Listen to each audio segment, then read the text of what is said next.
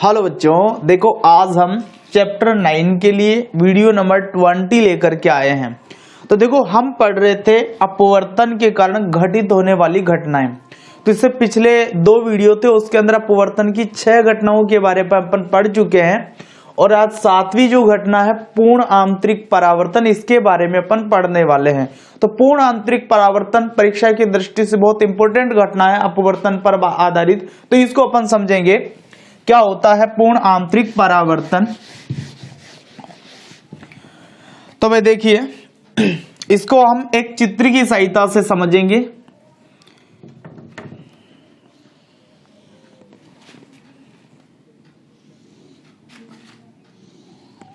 तो ये घटना क्या है, इसको समझने के लिए हम सघन और विरल माध्यम लेंगे भाई।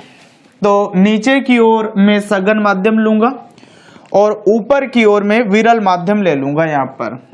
तो नीचे की ओर ये जो माध्यम मैं बना रहा हूं ये सघन माध्यम है और सघन माध्यम के रूप में यहां पर मैं जल का इस्तेमाल कर रहा हूं और ऊपर की तरफ विरल माध्यम है इसमें, और विरल माध्यम के रूप में अपन वायु को ही काम में लेंगे।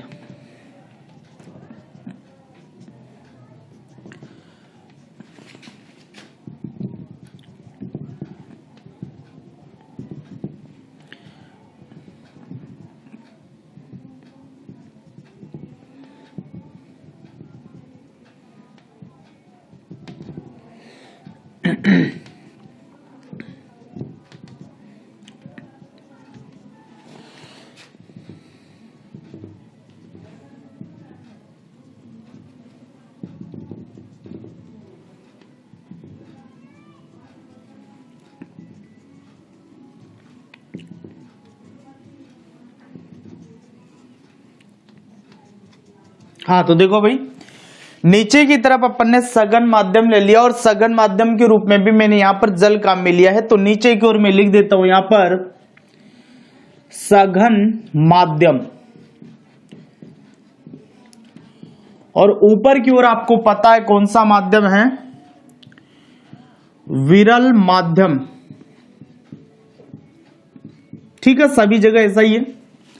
हाँ, ये जो मैंने लाइन खींच रखी है ये विरल माध्यम और सघन माध्यम है, उसकी पृथककारी पृष्ठ है ये। मतलब ये वो सतह है जो विरल माध्यम और सघन माध्यम को अलग कर रही है, ये लाइन। ठीक है, तो ये भी पृथककारी पृष्ठ और ये भी पृथककारी पृष्ठ है। तो इन सब के ऊपर अपन अभिलंब भी खींच लेते हैं। तो ये हो गया अभिलंब सभी जगह, अभिलंब। ये भी हो गया अभिलंब और ये भी हो गया आपके अभिलंब। ठीक है, अब देखो मैं क्या कर रहा हूं, प्रकाश की किरण को सघन माध्यम से विरल माध्यम में भेजूंगा। मतलब नीचे वाला जो माध्यम है उससे ऊपर वाला जो विरल माध्यम है उसके अंदर प्रकाश की किरण भेजूंगा मैं। तो ये प्रकाश की किरण है जो सघन माध्यम से चली और विरल माध्यम के अंदर इस तरीके से चली गई। तो हमें ये पता है पहले से कि जब प्रकाश की किरण सघन माध्यम से विरल माध्यम में जाती तो अभिलंब से दूर हट जाती है। अभिलंब से दूर हट करके क्या हो जाती है, वो अपवर्तित हो जाती है। तो यहां पर भी कुछ ऐसा ही हुआ कि प्रकाश की जो किरण है वो जब सघन से विरल में गई तो अभिलंब से वो कैसी हो गई, दूर हट गई। तो यहां पर नीचे की ओर आपका आपतन कोण है जिसको अपन कोण आई की सहायता से दिखाएंगे, और ऊपर की ओर अपवर्तन कोण है जिसको अपन आर की सहायता से दिखाएंगे। तो यहां पर कंडीशन क्या होगी कि ये जो अपवर्तन कोण है आर, इसका मान ज्यादा होगा किसकी अपेक्षा, इस आपतन कोण की अपेक्षा। यहां पर क्या होगा, जब प्रकाश की किरण सघन माध्यम से विरल माध्यम में जाएगी तो ये अभिलंब से दूर हटेगी। इस कंडीशन में ये जो आपतन कोण है और ये अपवर्तन कोण है, तो अपवर्तन कोण का मान इस आपतन कोण से क्या होगा, ज्यादा होगा। ठीक है, अब देखो अपन एक काम करें कि ये जो आपतन कोण है इसका मान धीरे धीरे बढ़ाते जाएं अपन। तो इधर से आपकी ये जो किरण है ये भी अभिलंब से दूर हटती जाएगी और अपवर्तन कोण का मान भी क्या होता जाएगा, उसके सापेक्ष बढ़ता जाएगा। लेकिन इस तरीके से यदि अपन आपतन कोण का मान बढ़ाते जाए तो ये अपवर्तन कोण है, इसका मान बढ़ता जाएगा और एक स्थिति ऐसी आ जाएगी कि ये जो आपकी अपवर्तित किरण है ये दोनों माध्यमों के पृथककारी पृष्ठ के समांतर चली जाएगी और अपवर्तन कोण का मान 90 डिग्री हो जाएगा। देखो क्या कंडीशन होगी, हम इसको बढ़ाते जा रहे, तो मान लीजिए आपने इसको इतना बढ़ा दिया और इतना बढ़ाने के कारण प्रकाश की जो अपवर्तित किरण है वो इन दोनों का जो पृथककारी पृष्ठ है उसी के समांतर ऐसे चली गई। भाई ये पृथककारी पृष्ठ था, हमने अपवर्तन कोण आपतन कोण का मान बढ़ाया तो उससे क्या हुआ कि ये जो अपवर्तित किरण है ये पृथककारी पृष्ठ के समांतर ही चली गई और इस स्थिति में जो अपवर्तन कोण है उसका मान कितना हो गया, 90 डिग्री हो गया। यहां पर जो अपवर्तन कोण है उसका मान ही कितना हो गया, 90 डिग्री हो गया। तो भाई देखो इस समय ये जो कोण आई है इसको दिखा देंगे और ये आपका कोण आर हो जाएगा। तो ये जो कोण आई है इसे अपन बोलते हैं क्रांतिक कोण। इस कोण आई को यहां पर क्या बोलोगे आप, क्रांतिक कोण बोलोगे और उस क्रांतिक कोण को अपन यहां पर दिखा देंगे आईसी से। किससे दिखा दोगे आप, आईसी से इसको दिखा दोगे, ठीक है। तो कोई पूछ ले भाई क्रांतिक कोण किसे को बोलेंगे अपन, तो आप क्या बताएंगे कि सघन माध्यम में आपतन कोण का वह मान, सघन माध्यम में आपतन कोण का वह मान जिसके संगत विरल माध्यम में अपवर्तन कोण का मान 90 डिग्री हो जाता है, जिसके संगत विरल माध्यम में अपवर्तन कोण का मान कितना हो जाए, 90 डिग्री हो जाए, वही आपतन कोण का मान क्या कहलाएगा, क्रांतिक कोण कहलाएगा, जिसको अपन आईसी की सहायता से दिखाएंगे। तो यहां पर जो क्रांतिक कोण होगा वो कौन सा कोण होगा, आपतन कोण होगा, जिसे अपन आईसी के द्वारा दिखाएंगे। और इस आपतन कोण के संगत जो अपवर्तन कोण होगा वो कितने डिग्री का होगा, 90 डिग्री का होगा, ठीक है। यहां तक बात अपनी समझ में आई। अब देखो आगे अपन क्या करते हैं कि क्रांतिक कोण से थोड़ा सा और कोण ले ले अपन, थोड़ा सा और कोण, तो प्रकाश की किरण फिर सघन, ये जो विरल माध्यम है इसमें जाएगी नहीं, वापस सघन माध्यम में लौट करके आ जाएगी। तो देखो ये प्रकाश की किरण मान लीजिए क्रांतिक कोण से थोड़े से ज्यादा कोण पर हमने आपतित करवा दी दोनों के पृथककारी पृष्ठ पर, तो ये प्रकाश की किरण विरल माध्यम में जाएगी नहीं, पुनः सघन माध्यम में लौट करके आ जाएगी और यही घटना है पूर्ण आंतरिक परावर्तन। यही घटना क्या है, पूर्ण आंतरिक परावर्तन। प्रकाश की किरण गई तो सही, सघन से विरल में जा तो रही थी, लेकिन क्रांतिक कोण से थोड़े से अधिक कोण पर जाने के कारण ये अपवर्तित होकर के वापस किस में आ जाती है, सघन माध्यम में आ जाती है। तो है तो ये अपवर्तन पर आधारित घटना, लेकिन यहां पर हो क्या गया, परावर्तन। क्योंकि हमने ये पढ़ा है जब प्रकाश की किरण एक माध्यम से चलकर दूसरे माध्यम की सतह से टकराकर वापस उसी माध्यम में लौट जाती है तो वो घटना प्रकाश का परावर्तन होती है। तो प्रकाश की किरण इस माध्यम से चली, दूसरा जो माध्यम था विरल माध्यम, उसका जो पृथककारी पृष्ठ उससे टकरा गई और वापस लौट करके आ गई इसी माध्यम में, सघन माध्यम में। तो यहां पर परावर्तन हो गया, लेकिन यह परावर्तन हुआ किसके कारण, अपवर्तन के कारण ही हुआ, यहां पर परावर्तन हो गया है, ठीक है। तो देखो दोबारा से अपन सारी बातों को समझेंगे, पहले चित्र के सारे नाम अपन कंप्लीट कर लेते हैं। तो ये जो किरण है इसको आप बोलोगे आपतित किरण, और आपको पता है आपतित किरण और ये अभिलंब था, तो आपतित किरण और अभिलंब के बीच में जो कोण होता है उसे आपतन कोण बोलते हैं, जिसको आई की सहायता से दिखाते हैं। क्लियर है बात, ये अभिलंब है, इस किरण को अपन नाम देंगे अपवर्तित किरण, अपवर्तित किरण। तो ये अपवर्तित किरण और ये अभिलंब, इन दोनों के बीच में जो कोण बनेगा इसी को अपन अपवर्तन कोण बोलते हैं, और इसी को अपन किसकी सहायता से दिखाते हैं, आर की सहायता से दिखाते हैं। और ये जो लाइन मैंने खींच रखी है सभी जगह जो खींची हुई है, ये दोनों माध्यमों का क्या है, पृथककारी पृष्ठ। ये क्या है, पृथककारी पृष्ठ है, ठीक है। तो आप समझ रहे हो कि ऊपर की ओर तो विरल माध्यम है और नीचे की ओर सघन माध्यम है, दोनों का पृथककारी पृष्ठ है वो। यहां पर आ जाइए, तो ये आपकी कौन सी किरण है,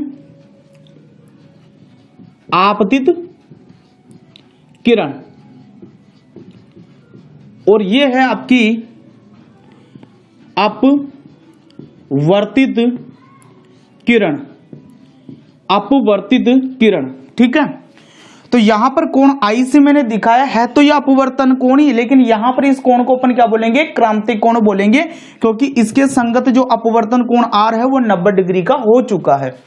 ऐसे यहां जाओ, यह आपकी आपतित किरण हो गई, आपतित किरण, और ये अभिलंब है, और इस किरण को आप अब अपवर्तित किरण भी बोल सकते हैं, और चूंकि ये परावर्तित हो चुकी है इसलिए परावर्तित किरण भी आप इसको बोल सकते हैं। तो यहां पर मैं लिख देता हूं अपवर्तित या परावर्तित किरण, अपवर्तित या परावर्तित किरण, ठीक है।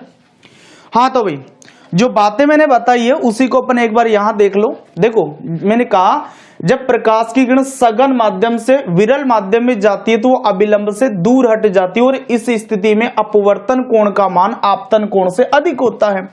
और यहां पर आपको यही दिख रहा आपतित किरण है, तो प्रकाश की किरण जब सघन से विरल में गई तो ये जो अपवर्तन हुआ उसके बाद में ये अभिलंब से दूर हट गई, तो यहां पर ये जो अपवर्तन कोण आर था इसका मान, ये जो आपका आपतन कोण है आई, इससे क्या है, ज्यादा है।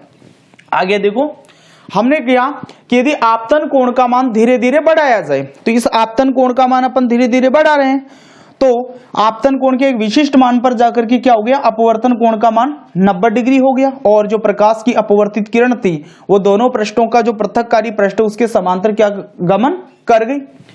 तो देखो एक आपतन कोण के एक विशिष्ट मान पर अपवर्तन कोण का मान 90 डिग्री हो जाता है। इस अवस्था में अपवर्तित किरण दोनों माध्यमों के पृथककारी पृष्ठ के समांतर क्या कर जाती, गमन कर जाती है, और इसी कंडीशन में हमने आपतन कोण को क्रांतिक कोण कहा। तो हमने यही कहा है कि किसी सघन माध्यम में आपतन कोण का वह अधिकतम मान जिसके संगत विरल माध्यम में अपवर्तन कोण का मान 90 डिग्री हो जाता है उसे क्रांतिक कोण कहते हैं, और क्रांतिक कोण को आईसी की सहायता से क्या करते हैं, दर्शाते हैं। तो इसमें आईसी लिखते समय भी अपने को थोड़ा सा ध्यान रखना, आई भी छोटा है और सी भी छोटा है, लेकिन आई छोटा तो अपन बना ही रहे हैं, सी छोटा बनाना है, लेकिन इसको सी को सी से, ये जो आई है इससे भी थोड़ा नीचे की ओर बनाना है, ये संकेत है इसका ऐसा। वैसे तो दोनों छोटे हैं बराबर आने चाहिए तो, लेकिन ऐसा नहीं करना हमें, ये जो सी है इसको आई से थोड़ा नीचे की ओर ऐसे रखना है हमें, ठीक है ना। तो बात समझ में आएगी, किसी सघन माध्यम में आपतन कोण का वह अधिकतम मान जिसके संगत विरल माध्यम में अपवर्तन कोण का मान 90 डिग्री हो जाता क्रांतिक कोण कहलाता, और क्रांतिक कोण को अपन किसकी सहायता से दिखाएंगे, आईसी की सहायता से दिखाएंगे। तो ध्यान रखना क्रांतिक कोण आपतन कोण होता है, अपवर्तन कोण नहीं होता, इसके संगत जो अपवर्तन कोण होगा वो 90 डिग्री का होगा, समकोण होगा, ठीक है। तो वीडियो पॉज करके आप ये बातें उतारिए, आप कुछ बातें और अभी मैं लिखवाऊंगा इसके अंदर, तो आप पहले ये बातें वीडियो पॉज करके नोट करो।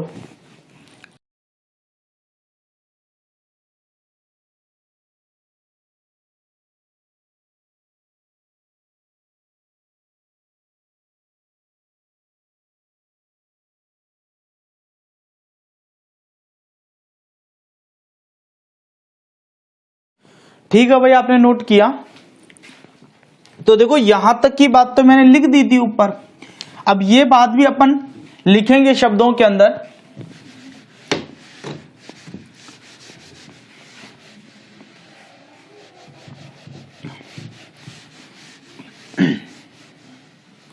तो देखो यहां तक की बात हो चुकी है कि यदि आईसी पर आ जाए किरण तो अपवर्तित होने के बाद में वो पृथककारी पृष्ठ के समांतर हो जाएगी, लेकिन इससे अधिक कोण पर जब अपन प्रकाश की किरण को आपतित करेंगे तो वो विरल माध्यम में जाएगी नहीं, वापस सघन माध्यम में आ जाएगी, और यही घटना पूर्ण आंतरिक परावर्तन है। तो इसी बात को अपन यहां पर दिखा देते हैं शब्दों के रूप में।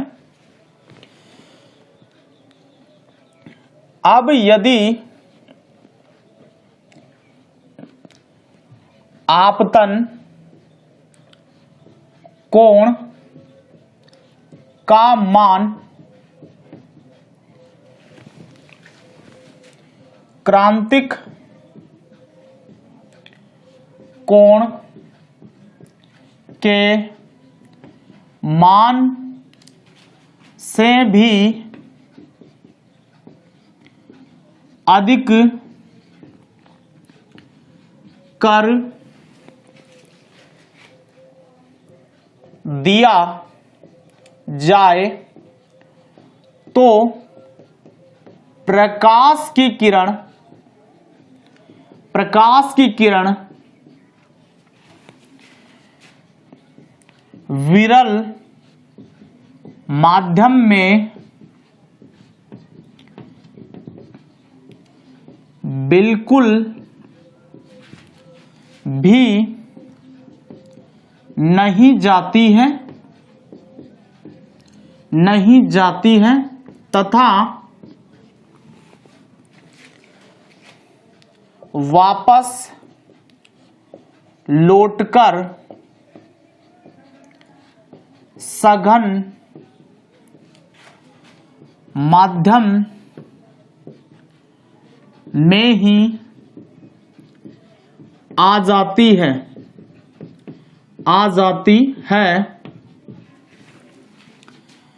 यह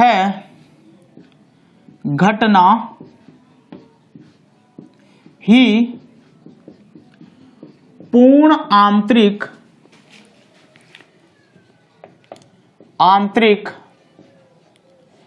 परावर्तन है।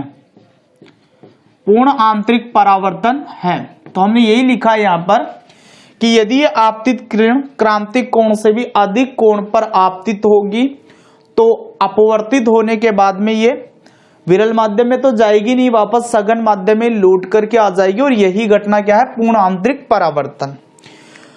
अब देखो, पूर्ण आंतरिक परावर्तन की सीधी सीधी डेफिनेशन यदि हमसे पूछी जाए तो हम क्या देंगे? मान लीजिए अपने को 1 नंबर का प्रश्न पूछ लिया जाता है कि पूर्ण आंतरिक परावर्तन कैसे किसे, केवल डेफिनेशन पूछी गई, हमें समझाने के लिए कोई चित्र नहीं पूछा गया हमसे, तो क्या लिखेंगे हम वहां पर? देखो, जब प्रकाश की किरण सघन माध्यम से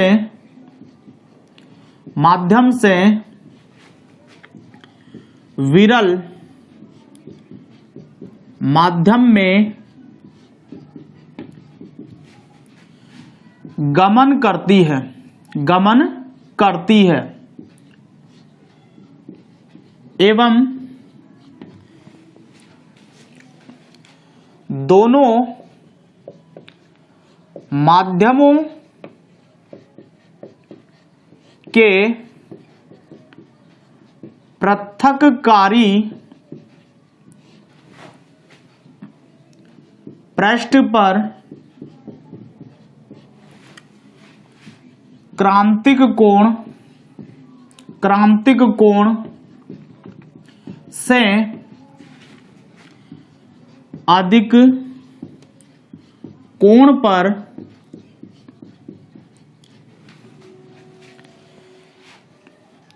आपतित होती है तो वह प्रकाश की किरण पुनः या वापस सघन माध्यम में लौट जाती है। इस घटना को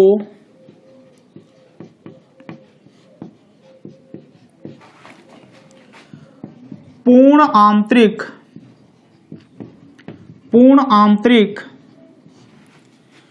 परावर्तन कहते हैं। पूर्ण आंतरिक परावर्तन कहते हैं। तो हमने यही बात लिखी है भाई कि जब प्रकाश की किरण सघन माध्यम से विरल माध्यम में जाती है और दोनों माध्यमों का जो पृथक्कारी पृष्ठ है उस पर क्रांतिक कोण से थोड़े से अधिक कोण पर आपतित होती है, तो वह प्रकाश की किरण पुनः सघन माध्यम में लौट जाती है। यही घटना क्या कहलाती है? पूर्ण आंतरिक परावर्तन कहलाती है। तो जब प्रकाश की किरण सघन माध्यम से विरल माध्यम में गमन करती है एवं दोनों माध्यमों के पृथक्कारी पृष्ठ पर क्रांतिक कोण से अधिक कोण पर आपतित होती है, तो वह प्रकाश की किरण पुनः सघन माध्यम में लौट जाती है। इस घटना को ही क्या बोला जाता है? पूर्ण आंतरिक परावर्तन बोला जाता है। ठीक है, तो आपने चित्र वैसे कंप्लीट कर लिया होगा। ये पूरे जो चित्र है ये किसको दिखाते हैं? पूर्ण आंतरिक परावर्तन की घटना को समझाते हैं। पूर्ण आंतरिक परावर्तन की घटना को ये क्या कर रहे हैं? समझा रहे हैं। ठीक है, तो इसमें देखो बड़ा क्वेश्चन आता है तो वो आपसे यही पूछेगा भाई पूर्ण आंतरिक परावर्तन को चित्र की सहायता से समझाइए। तब तो हमें सारा ही लिख के आना होता है, जो मैंने आपको सारी बातें बताई चित्र सहित। लेकिन इसमें से दो छोटे क्वेश्चन पूछ लिए जाते हैं। जैसे एक तो क्रांतिक कोण की परिभाषा आपसे अलग से पूछी जा सकती है। तो क्रांतिक कोण की परिभाषा आप क्या देंगे कि सघन माध्यम में आपतन कोण का वह मान, सघन माध्यम में आपतन कोण का वह मान जिसके संगत विरल माध्यम में अपवर्तन कोण का मान 90 डिग्री हो जाता है, जिसके संगत विरल माध्यम में अपवर्तन कोण का मान 90 डिग्री हो जाता है, क्या कहलाता है? वो क्रांतिक कोण कहलाता है। और उसको अपन आईसी के द्वारा दर्शाते हैं। और एक सीधी सीधी डेफिनेशन पूर्ण आंतरिक परावर्तन की भी पूछ ली जाती है। पूर्ण आंतरिक परावर्तन किसे कहते हैं? परिभाषित कीजिए।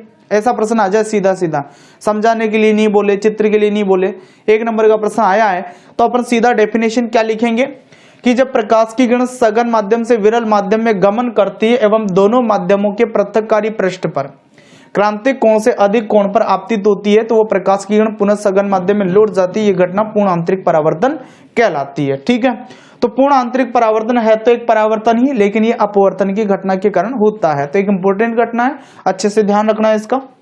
तो वीडियो पॉज करके आप ये बातें भी नोट कर लो और चित्र में कोई बातें रह गई हो तो उसको भी कंप्लीट कर लो।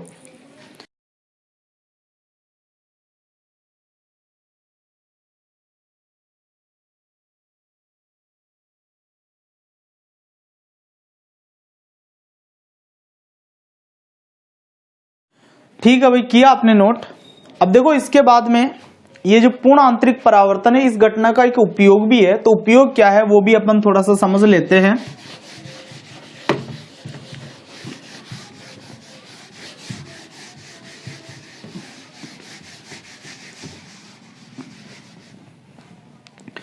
तो इस घटना का उपयोग क्या है?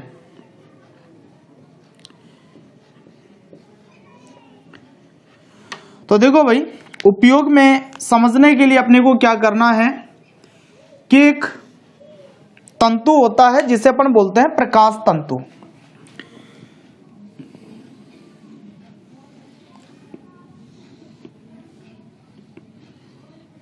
कौन सा तंतु? प्रकाश तंतु। तो ये जो प्रकाश तंतु है इसके अंदर क्या है कि 2 प्रकार के पदार्थों की परत होती है। अंदर का जो पदार्थ है वो सघन माध्यम का होता है। अंदर जो है वो कौन सा पदार्थ का है? सघन माध्यम का है। और बाहर का जो पदार्थ है वो होता है विरल माध्यम का।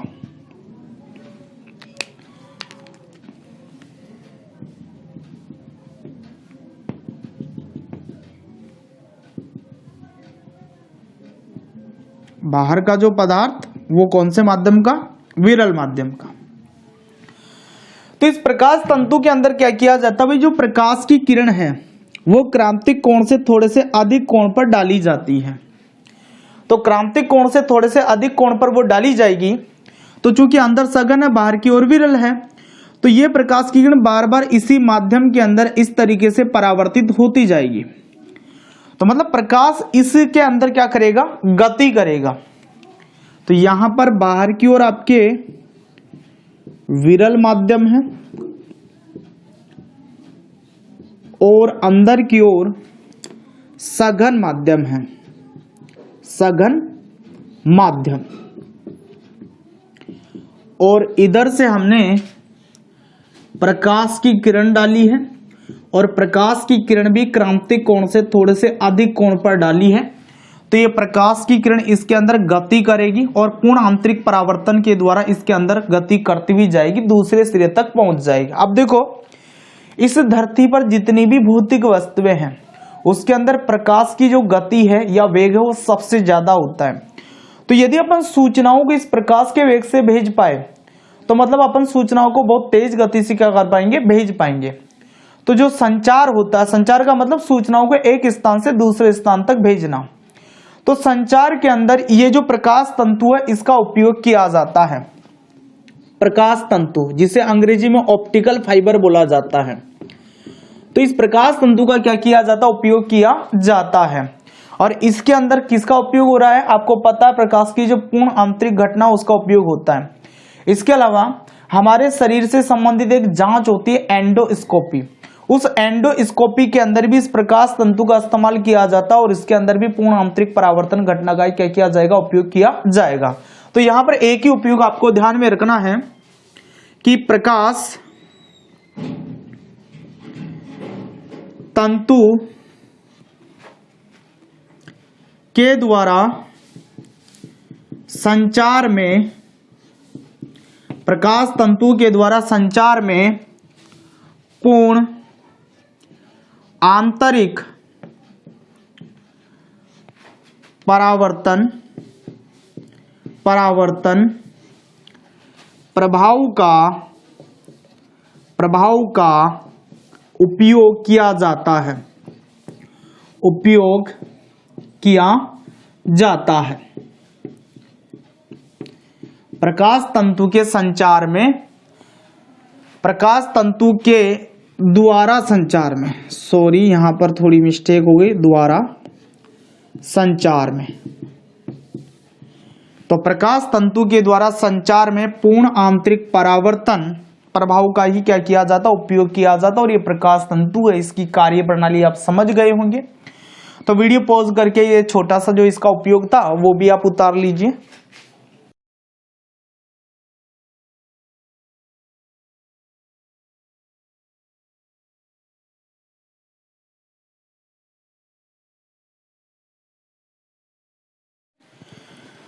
ठीक है भाई, किया आपने नोट। अब देखो, अपवर्तन के कारण घटित होने वाली एक घटना यह हो गई आपके पूर्ण आंतरिक परावर्तन। एक लास्ट घटना और बची हुई है इसके ऊपर, प्रकाश का वर्ण विक्षेपण। तो अपना जो अगला वीडियो है वो प्रकाश के वर्ण विक्षेपण के ऊपर रहने वाला है। तो मिलते हैं फिर नेक्स्ट वीडियो में, तब तक के लिए ऑल द बेस्ट।